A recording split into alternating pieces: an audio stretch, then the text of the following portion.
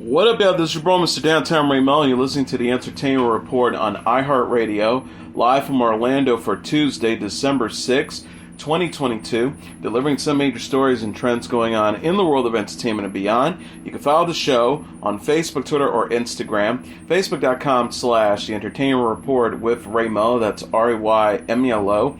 On Twitter at The Enter Report, or on Instagram at The Entertainment Report. You can listen to the show anytime you want on iHeartRadio. Just go to iHeart.com or your iHeart phone app, search for The Entertainment Report, and it'll take you to the page. Paramount Plus is giving a glimpse of the new film Teen Wolf the Movie. The streaming service shared a trailer for the movie Sunday featuring Tyler Posey, Crystal Reed, and Tyler Hoechlin. Teen Wolf the Movie is a sequel to the MTV series Teen Wolf, which was inspired by the 1985 film of the same name. The series and the new movie follows Scott McCall, played by Posey, a werewolf from the fictional town of Beacon Hills, California.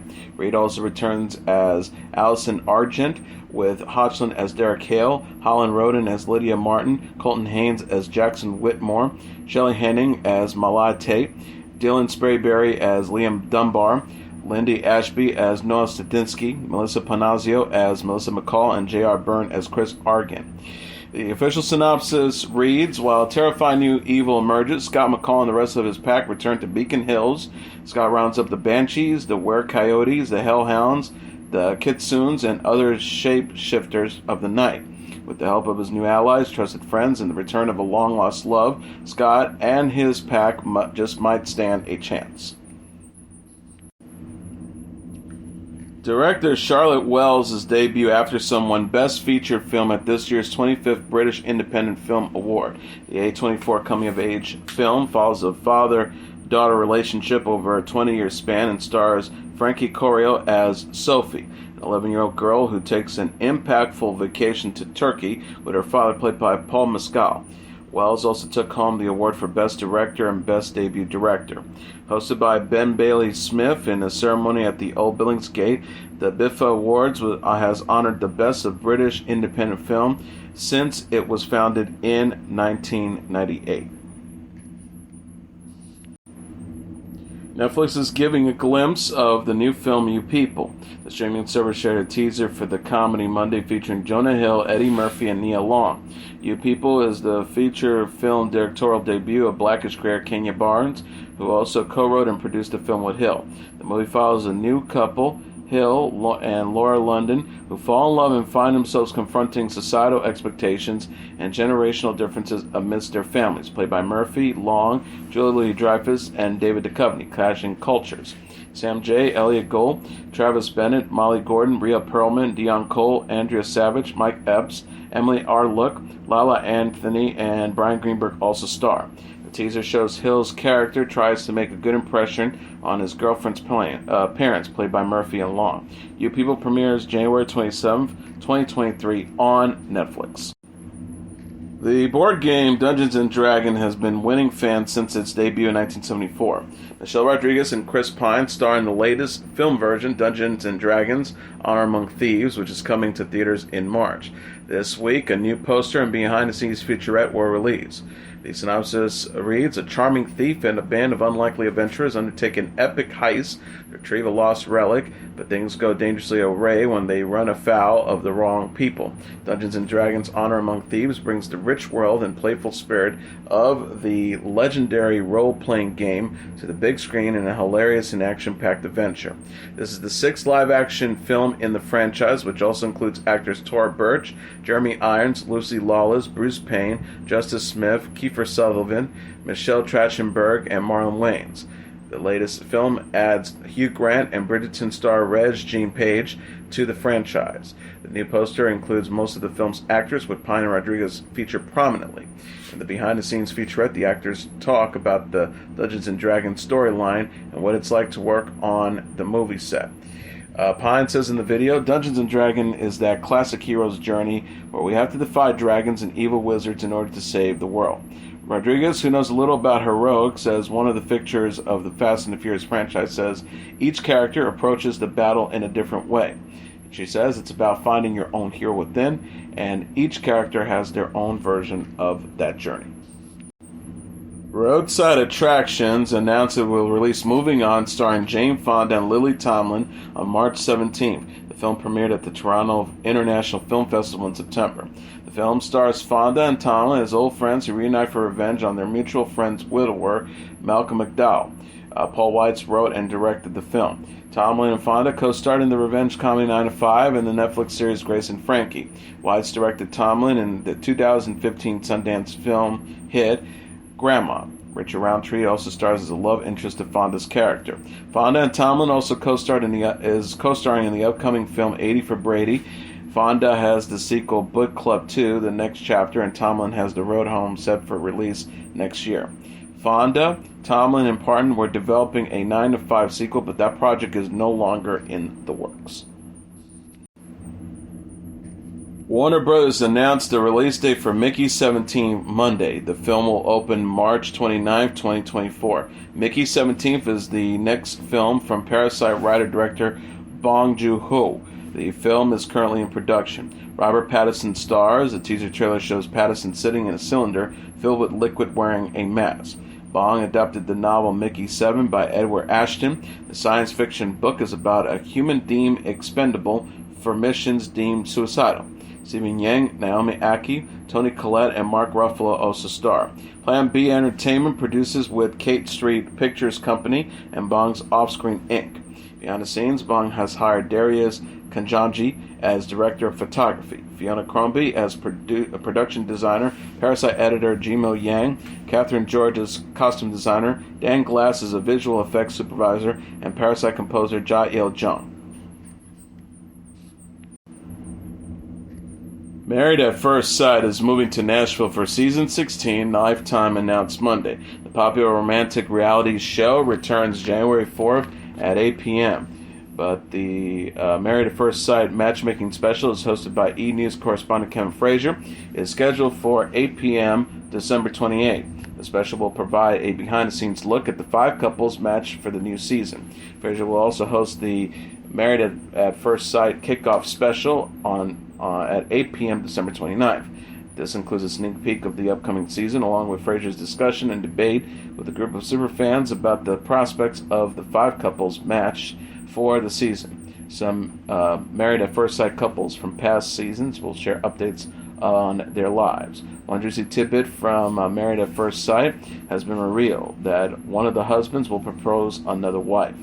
Back to provide some seasonal advice are Dr. Pepper, Dr. Cal, Devon Franklin, and Pia Holick, all of whom will support the couples during adjustments to marriage.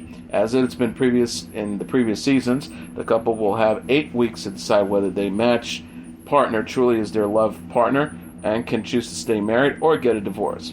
Keisha Knight Pullum is also returning for Married at First Sight, the after party, the roundup that airs after each episode.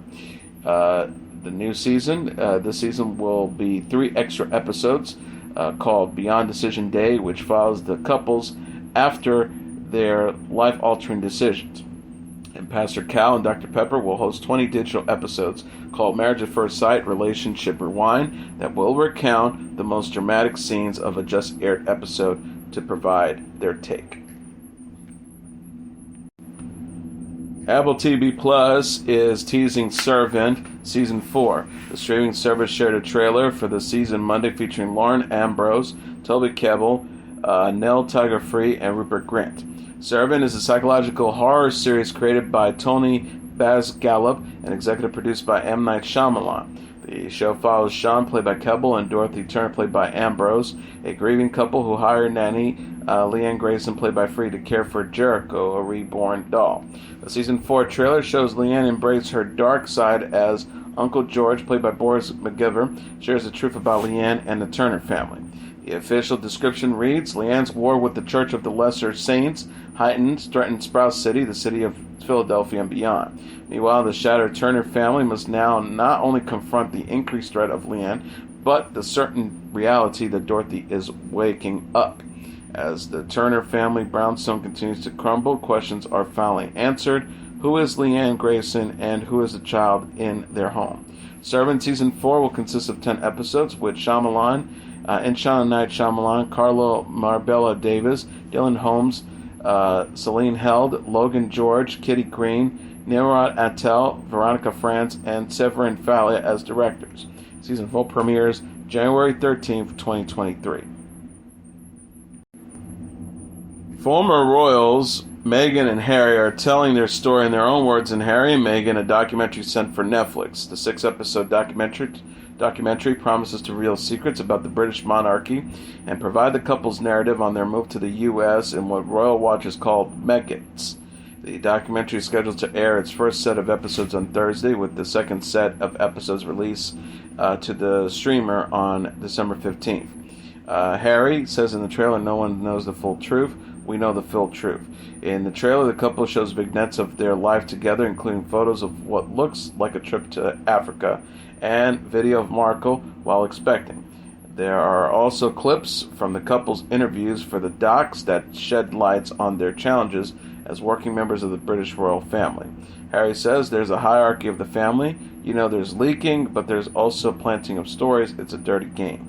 The couple famously retreated from their status as British royals and moved to Monticello, California, where they bought a home for themselves and their son Archie.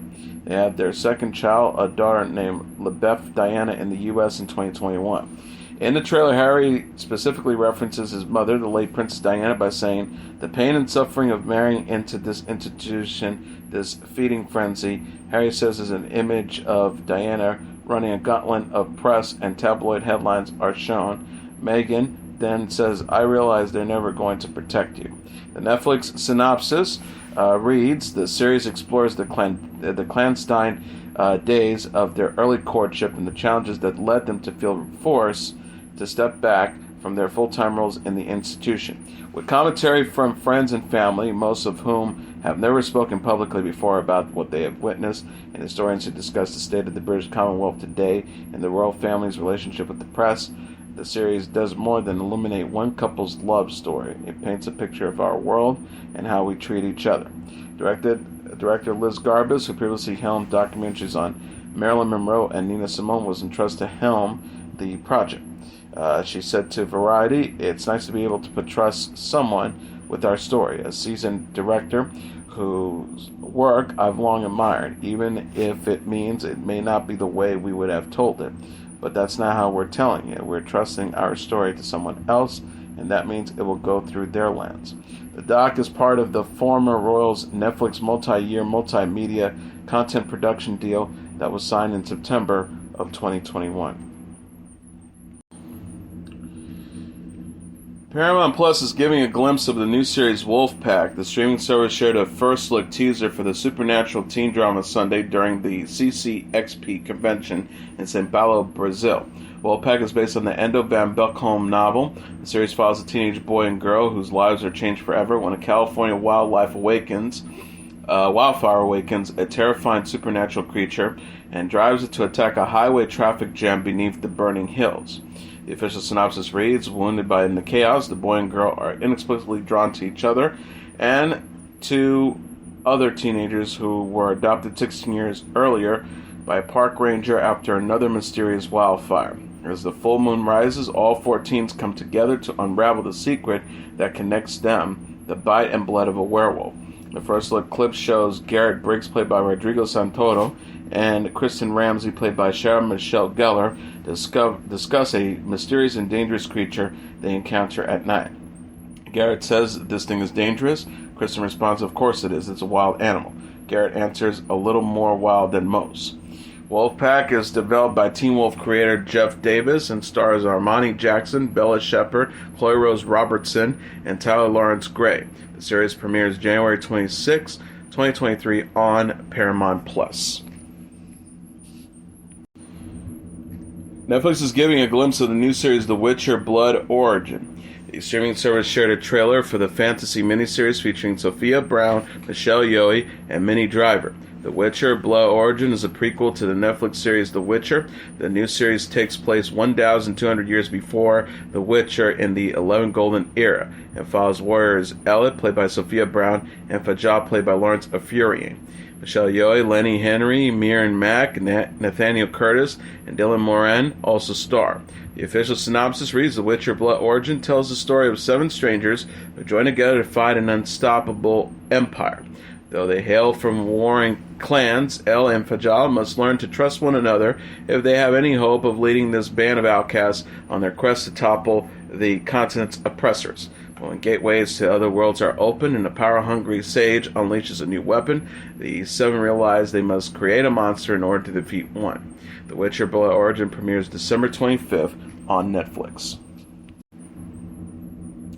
Amber Heard has filed an appeal after she lost a defamation lawsuit filed by her ex-husband Johnny Depp, calling the verdict chilling for women. Heard appealed the June 1st verdict, which had awarded $10 million in damages to Depp after a 6-week trial before Judge Penny Azacarte of Fairfax County, Virginia, according to court documents obtained by Deadline and USA Today. The Heard's lawyers wrote, the trial court also wrote an overruling Heard's demurrer, in which he argued that the challenge statements are non-action expressions of opinion and are not reasonably capable of conveying the alleged defamatory implication. Referring to a decision of a rejected post-trial motion to get the verdict overturned and set a new trial. That's holding, if allowed to stand, undoubtedly will have a chilling effect on other women who wish to speak about abuse involving powerful men. Depp filed a $50 million lawsuit against Heard after she published a 2018 op-ed in the Washington Post claiming that she was a victim of domestic violence, though didn't name him. Heard countersued Depp for $100 million. He was awarded $10 million in compensatory damages and $5 million in punitive damages, though the latter were reduced to the state's statutory cap of $350,000. The court also awarded $2 million in compensatory damages to Heard for her counterclaim that she had been defamed by Depp's attorney, who had referred to her allegations of domestic violence as a hoax. Cheers and Look Who's Talking star Kirstie Alley has died after a short battle with colon cancer. Her daughter True and Lily Parker announced on Instagram Monday she was 71. Alley's children wrote, "We are sad to inform you that our incredible and fierce and loving mother has passed away after a battle with cancer only recently discovered. She was surrounded by her closest family and fought with great strength, leaving us with the certainty of her never-ending joy of living and whatever adventures lied ahead. As iconic as she was on the screen, she was an even more amazing mother and grandmother. We are grateful to the incredible team of doctors and nurses at the Malfed Cancer Center for their care. Our mother's zest and passion for life, her children, grandchildren, and her many animals, not to mention her eternal joy of creating, were unparalleled and left us inspired to live life to the fullest just as she did. We thank you for your love and prayers and ask that you respect our privacy at this difficult time." Alley was a 2-time Emmy winner who appeared in Kirstie Alley's Big Life, Veronica's Closet, Star Trek II, The Wrath of Khan, It Takes Two, For Richer or Poor, Madhouse, Blind Date, North and South, and Summer School. She was also the author of the book How to Lose Your Ass and Regain Your Life. Her Look Who's Talking co-star John Travolta was one of the first celebrities to publicly mourn Alley's death. Travolta wrote on Instagram, "Kirstie was one of the most special relationships I've ever had. I love you, Kirstie. I know we'll see each other again." Alley was 71. Aerosmith is canceling another show as frontman Steven Tyler recovers from an illness. The rock band said Sunday that it's canceling Monday's date of its Deuces Are Wild residency show at the Dolby Live Theater at Park MGM in Las Vegas due to Tyler's illness. The group tweeted, Steven Tyler says, "On the advice of my doctor, I'm taking more time to rest. There's nowhere we'd rather be than on stage surrounded by the greatest fans in the world." Aerosmith previously canceled Friday's show due to Tyler's illness. The group wrote, "It is with great disappointment that we are forced to cancel tonight's show in Las Vegas due to Steven's feeling unwell and unable to perform. He is expected to make a full recovery from Monday's night's Las Vegas show. We sincerely apologize for the last-minute notice." Aerosmith is next to scheduled to perform Thursday and Sunday, December 11th. The group kicked off its Deuces of Wild residency show in September after delaying the launch due to Tyler's seeking treatment for rehab. Tyler completed his rehab stint in July. Jill Scott is going on tour in 2023. The 50-year-old singer and actress announced the Who is Jill Scott Words and Sound Volume 1 Anniversary Tour Monday. The new tour celebrates the 23rd anniversary of the release of Scott's debut studio album. The album features the singles Love Rain, Getting in the Way, A Long Walk, and The Way. Scott initially planned to tour in 2020 but had to delay due to the COVID-19 pandemic. The singer said, "We're going to do the entire album from beginning to end because people really seem to love it and we want to present it that way. So it's great musicianship, it's a lot of energy and sincerity oozing all over the stage." The new tour kicks off February 28th, 2023 in Augusta, Georgia, and ends June 22nd in Los Angeles.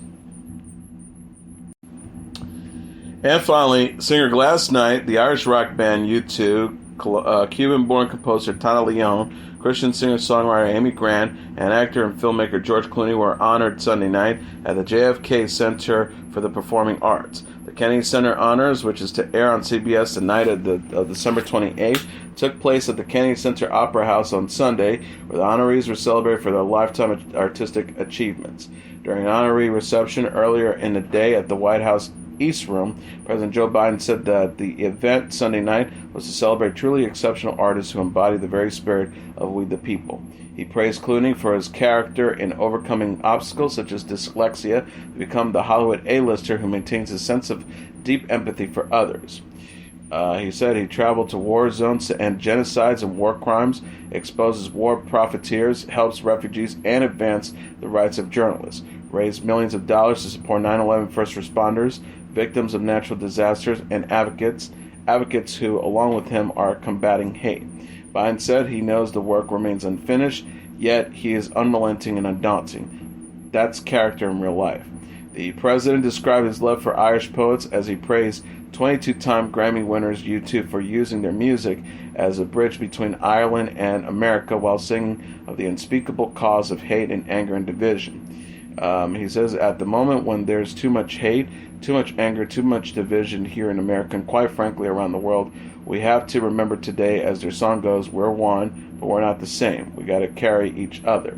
The president said Grant established contemporary Christian music as it's known today, and in the process has been nominated for 19 Grammys, 6 of which she won. Biden says, "You understand when you hear Amy Grant sings, her voice is like a true gift of God, and she shares it with everyone." He says that Grant calls music a soul-enlarging experience and hails her efforts from the community in Tennessee. Biden says, "Everywhere you turn in Nashville, you'll see Amy's Fellowship, established musical therapies at a children's hospital for veterans struggling with wounds of war, playing benefit concerts for a long list of worthy cause." Biden says that night, as 7-time Grammy winner and member of the Grammy Hall of Fame, the Rock and Roll Hall of Fame, and the Rhythm and Blues Hall of Fame, has performed one of the biggest stages, noting her performance alongside Elton John, Stevie Wonder, and Dionne Warwick on That's What Friends Are For to raise funds for the AIDS awareness in 1985. Biden says, "Gladys, your voice has spoken to what breaks our hearts, what tears us apart, what lifts our spirits, what brings us together, what makes us human. Gladys, you're truly one of the best things to ever happen to any of us." Biden lauded Leanne as one of the most important classical composers and conductors of our time, recounting her journey on a freedom flight to Miami during the Cuban Revolution, before traveling to New York City, where she co-founded the Dance Theater in Harlem, the first black classic ballet company in the United States. He says it was President Kennedy who laid the groundwork for the freedom flights that brought Tanya to America. 55 years later, she is now receiving a Kennedy Center Honors, and we thank her for breathing new sounds into the soul of the nation. The ceremony also marked the first-time appearance of House Speaker Nancy Pelosi's husband, Paul Pelosi, since he was attacked by a hammer-wielding invader in their San Francisco home in October. Kennedy Center Chairman David Rubenstein said, "I would like to single out one member of Congress who has been, for more than several decades, really devoted to the Kennedy Center, and her husband of 60 years who is here with us as well, Nancy Pelosi." And that is your entertainment report for Tuesday, December 6, 2022. I'm your host, Mr. Downtown Ray Melo. I'll be back tomorrow to deliver some major stories and trends going on in the world of entertainment and beyond. You can follow the show on Facebook, Twitter, or Instagram. Facebook.com/The Entertainment Report with Ray Melo. That's RAYMELO. On Twitter at The Enter Report, or on Instagram at The Entertainment Report. You can listen to this episode or any previous episodes of The Entertainment Report anytime you want on iHeartRadio. Just go to iHeart.com or your iHeart phone app, search for The Entertainment Report, and it'll take you to the page. Good night, and God bless you all.